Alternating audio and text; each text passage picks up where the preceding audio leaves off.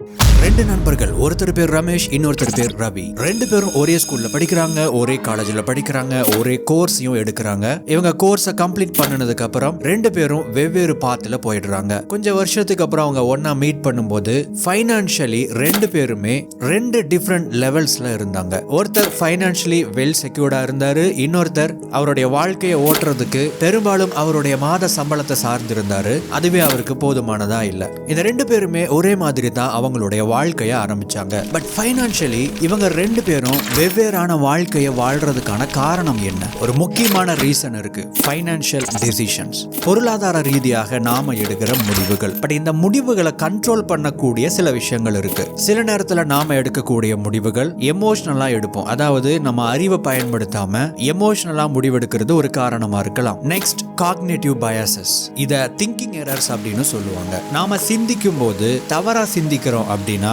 தவறான பொருளாதார முடிவுகளை அது எடுக்க வைக்கும். நெக்ஸ்ட், நம்முடைய பிலீஃப் சிஸ்டம், நம்முடைய நம்பிக்கைகள். இது மாதிரியான ஃபேக்டர்ஸ் எல்லாம் ஒன்னு சேர்ந்து நாம எடுக்கக்கூடிய பொருளாதார முடிவுகளை இன்ஃப்ளூயன்ஸ் பண்ணும். அதனுடைய விளைவா பொருளாதார ரீதியாக இந்த ரெண்டு நண்பர்களும் ரெண்டு வெவ்வேறான நிலைகள்ல இருக்கிறாங்க. அந்த ஃபேக்டர்ஸ் என்னென்ன, அது எப்படி நம்முடைய பொருளாதார டெசிஷன்ஸை இன்ஃப்ளூயன்ஸ் பண்ணுது அப்படிங்கறத இன்னைக்கு இந்த வீடியோ மூலமா நாம பார்க்க இருக்கிறோம்.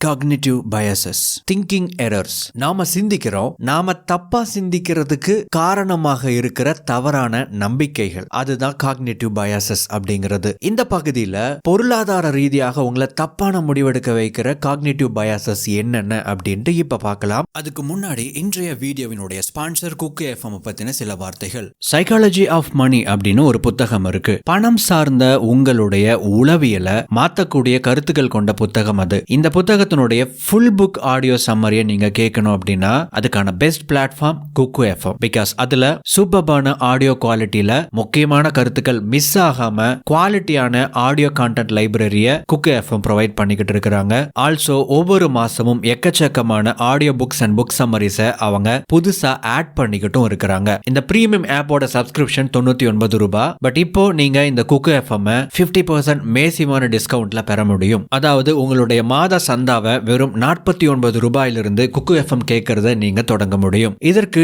ELT50 அப்படிங்கிற கூப்பன் கோட நீங்க பயன்படுத்துங்க. இந்த ஆப்பை டவுன்லோட் பண்றதுக்கான லிங்க் கீழே டிஸ்கிரிப்ஷன்ல கொடுத்திருக்கேன். கிளிக் பண்ணி டவுன்லோட் பண்ணி ட்ரை பண்ணி பாருங்க. குக்கு எஃப்எம் கேளுங்கள், மனசுக்கு பிடிச்சதை. நல்லா கவனிச்சுக்கிட்டே வாங்க. இதுல எந்தெந்த காக்னிட்டிவ் பயாசஸ், அதாவது தவறான நம்பிக்கைகள் உங்க மனசுல இருக்கு அப்படின்னு நீங்க தெரிஞ்சுக்கிறதுக்கு இது மிகப்பெரிய வாய்ப்பாக அமையலாம். Number 1, over confidence. அப்படின்னா என்ன அப்படின்னு உங்களுக்கு நல்லாவே தெரியும். அதை பத்தி நான் விளக்கம் கொடுக்க போறது இல்ல. ஆனா இதுல டைப்ஸ் இருக்கு. என்னென்ன டைப்ஸ் அப்படின்ட்டு இப்ப பார்க்கலாம். Number 1, over ranking. ஜேம்ஸ் மோட்டியர் அப்படிங்கிறவர் 300 ப்ரொஃபஷனல் ஃபண்ட் மேனேஜர்ஸை வச்சு ஒரு சர்வே கண்டக்ட் பண்ணாரு. அவங்க கிட்ட நிறைய கேள்விகளும் கேட்டாரு. அதுல ஒரு கேள்வி, உங்களுடைய துறையில நீங்க மத்தவங்களை விட, அதாவது ஒரு ஆவரேஜான மக்களை விட எபோவ் ஆவரேஜா நீங்க இருக்கிறீங்களா அப்படிங்கறத நீங்க நம்புறீங்களா அப்படின்னு ஒரு கேள்வி கேட்டிருந்தாரு. அதுல கிட்டத்தட்ட 74% பேர் ஆமா, நான் மத்தவங்களை விட எபோவ் ஆவரேஜ் தான் அப்படின்னு பதில் அளிச்சிருந்தாங்க.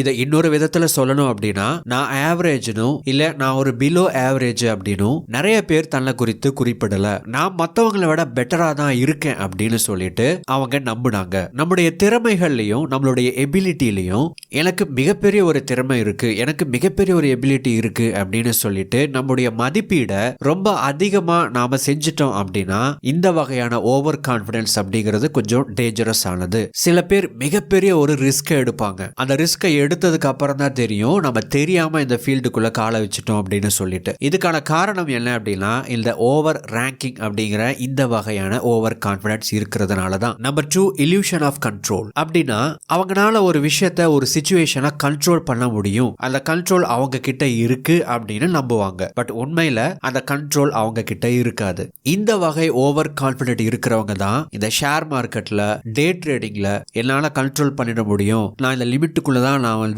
இன்வெஸ்ட் பண்ண போறேன், ஸ்டாக்ஸை வாங்க போறேன், என்னால இதை கண்ட்ரோல் பண்ண முடியும், இவ்வளவு பணம் இருந்தா என்னால ஜெயிச்சிட முடியும் அப்படின்னு சொல்லிட்டு அவங்களால கண்ட்ரோல் பண்ண முடியாத விஷயத்த கண்ட்ரோல் பண்ண முடியும்னு நினைச்சிட்டு ஓவரா கான்பிடென்ட்டை வளர்த்துக்கிட்டு கண்ட்ரோல் இல்லாம பணத்தை உள்ள கொட்டி இழந்துகிட்டு இருக்கிறாங்க. Number 3, timing optimism. ஒரு வேலையை ரொம்ப வேகமா செஞ்சு முடிச்சிட முடியும் அப்படின்னு ஓவர் எஸ்டிமேட் பண்றது. அதே சமயம் ஒரு வேலையை செஞ்சு முடிக்கிறதுக்கு எவ்வளவு நாள் ஆகும் அப்படின்னு சரியா ப்ராப்பரா ரீசர்ச் பண்றதுக்கு பதிலா எனக்கு தெரியும் இது இவ்வளவு காலகட்டத்தில் இது முடிஞ்சிடும் அப்படின்னு சொல்லிட்டு அண்டர் எஸ்டிமேட் பண்றது. Number 4, desirability effect. நாம விரும்புற விஷயங்கள் எல்லாம் நடக்கணும் அப்படின்னு நம்பிக்கிட்டு இருக்கிறது. ஒரு தொழில ஆரம்பிச்சா உடனே நிறைய கஸ்டமர்ஸ் நம்ம தேடி வந்து நிறைய பணம் கொடுத்து நம்முடைய பொருளை நிறைய வாங்கி நமக்கு நிறைய ப்ராஃபிட்டை உருவாக்கி கொடுப்பாங்க அப்படின்னு சொல்லிட்டு நான் ஆசைப்படுறேன் பாத்தீங்களா, அது அப்படியே நடக்கும் அப்படின்னு நம்பிட்டு கண்ணை மூடிட்டு ப்ராப்பரா பிளான் பண்ணாம நிறைய தவறுகளை செய்யறது. இதுல இன்னொரு விதம் இருக்கு. நான் ஒரு ப்ராஜெக்ட் ஆரம்பிக்கிறேன் அப்படின்னா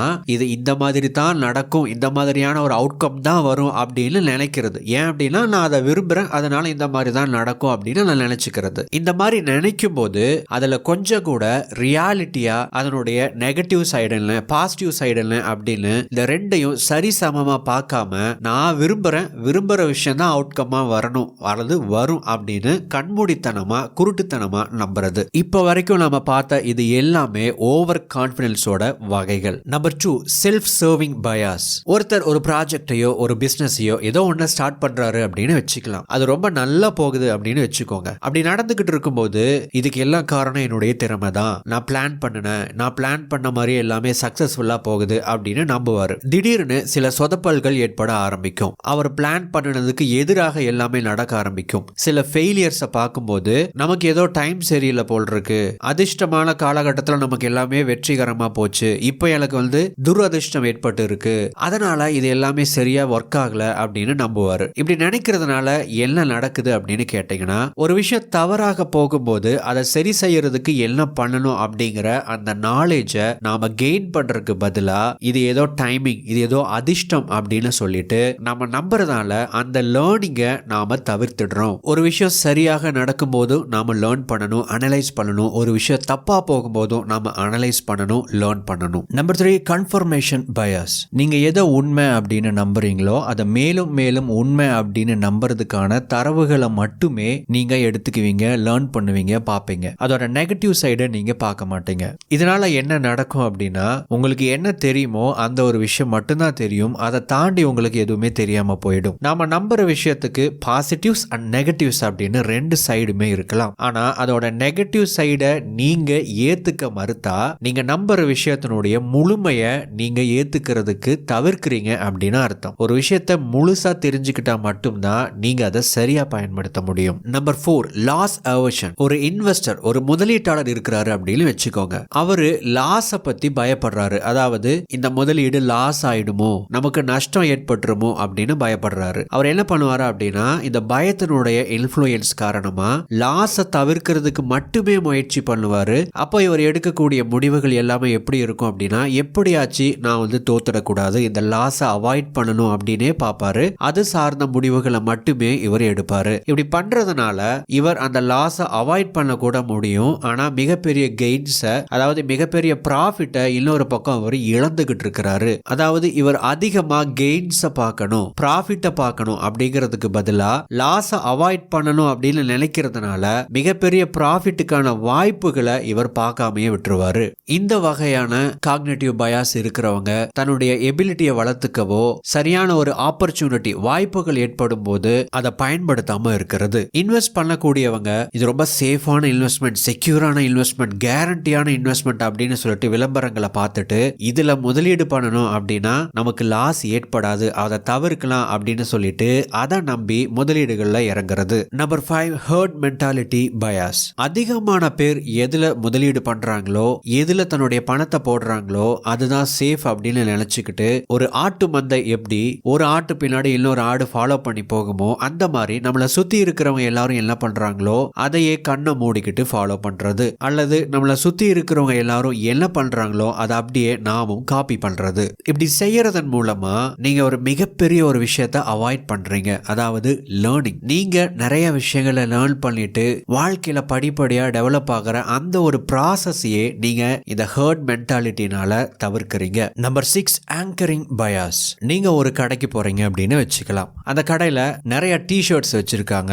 முதல்ல ஒரு டி-ஷர்ட்டை கையில எடுக்கிறீங்க, அதனுடைய விலை 1000 ரூபாய் அப்படின்னு போட்டிருக்கு. அதை வச்சுட்டு அடுத்தது இன்னொரு டி-ஷர்ட் எடுக்கிறீங்க, அதனுடைய விலை 700 ரூபாய் அப்படின்னு போட்டிருக்கு. அதை பார்த்த உடனேயே இந்த டி-ஷர்ட் ரொம்ப சீப்பா இருக்குன்னு நீங்க நினைக்கிறீங்க. அதாவது இதுக்கப்புறம் இருக்கக்கூடிய டிஷர்ட்ஸை நீங்கள் பார்க்காமையே இந்த டிஷர்ட் தான் சீப்பானது அப்படின்னு நீங்கள் நினச்சிக்கிட்டு அந்த டிஷர்ட்டையும் நீங்கள் வாங்கிடுறீங்க. ஒருத்தங்களுக்கு ஆரம்பத்தில் கிடைக்கக்கூடிய தகவல்களை இன்ஃபர்மேஷன்ஸை வச்சு அவங்க முடிவுகளை எடுக்கிறாங்க அப்படின்னா இதுக்கு பேரு anchoring bias. Number 7, framing bias. ஒருத்தங்களுக்கு ஒரு தகவலை எப்படி கொடுக்கறாங்களோ அப்படியே அதை உண்மை அப்படின்னு நம்பிக்கிட்டு அதன் அடிப்படையில் முடிவுகளை எடுக்கிறது. நிறைய பேர் இந்த ஸ்கீம்ல பணம் போட்டீங்க அப்படின்னா உங்களுக்கு ஒரே வருஷத்துல டபுள் ஆக்கி கொடுக்கறோம், எங்களோட கம்பெனில ஜாயின் பண்ணீங்க அப்படின்னா பார்ட் டைமா வேலை செஞ்சு லட்சமா சம்பாதிக்கலாம், உங்க முன்னாடி நிக்கிற இவரு ஒரு வருஷத்துக்கு முன்னாடி தான் ஜாயின் பண்ணாரு, இப்போ ஒரு ஆடி கார் வாங்கிட்டாரு அப்படின்னு ஒரு தகவலை சொன்ன உடனேயே ஒரு பெரிய கூட்டம் அதை அப்படியே உண்மை அப்படின்னு நம்புறாங்க. பாத்தீங்களா,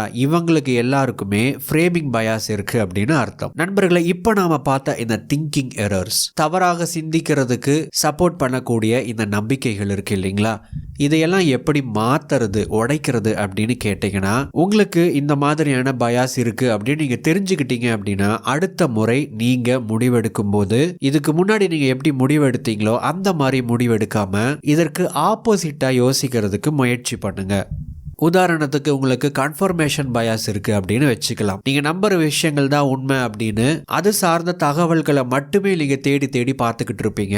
இதுக்கப்புறம் இதுக்கு ஆப்போசிட்டா ஏதாச்சும் இருக்கா அப்படிங்கிற மாதிரி நீங்க ரீசர்ச் பண்ணணும். ஸோ இந்த மாதிரி உங்களுடைய கன்ஃபர்மேஷன் பயாஸை உடைக்கிறதுக்கு அந்த பயாஸ் இருந்தா நீங்க எப்படி செயல்படுவீங்களோ அதற்கு ஆப்போசிட்டா நீங்க செயல்பட்டா இந்த பயாஸை நீங்க உடைச்சிடலாம். ஐ ஹோப் இந்த வீடியோ உங்களுக்கு ஹெல்ப்ஃபுல்லா இருந்திருக்கோ அப்படின்னு நான் நம்புறேன். அடுத்த வீடியோ பதிவில் மேலும் ஒரு பயனுள்ள தகவலோடு உங்களை சந்திக்கிறேன். தேங்க்ஸ் ஃபார் வாட்சிங். நாங்கள் ஒவ்வொன்றுமே நாங்கள் பண்ணுறோம் அப்படின்னா யோசிச்சு பார்த்து ரொம்ப நாங்கள் பார்த்து தான் பண்ணுவோம். ஏன்னா பணம் எங்களுக்கு அதுதான் நாங்கள் ஸ்டார்டிங்லேயே சொன்ன மாதிரி பெருசாக சப்போர்ட்ஸ் எதுவுமே வரல. ஸோ சப்போர்ட்ஸ் வரல அப்படிங்கிறதுனால எல்லாமே நம்ம சம்பாரிச்சது. நம்ம வீட்டில் எல்லோரும் சொல்லுவாங்க இல்லைங்களா, நீ சம்பாரிச்சு பாடுறா அப்புறம் தெரியும் உனக்கு, எங்ககிட்ட வாங்கி செலவு பண்ணீங்களா, வேணா நீ எவ்வளோ வேணாலும் செலவு பண்ண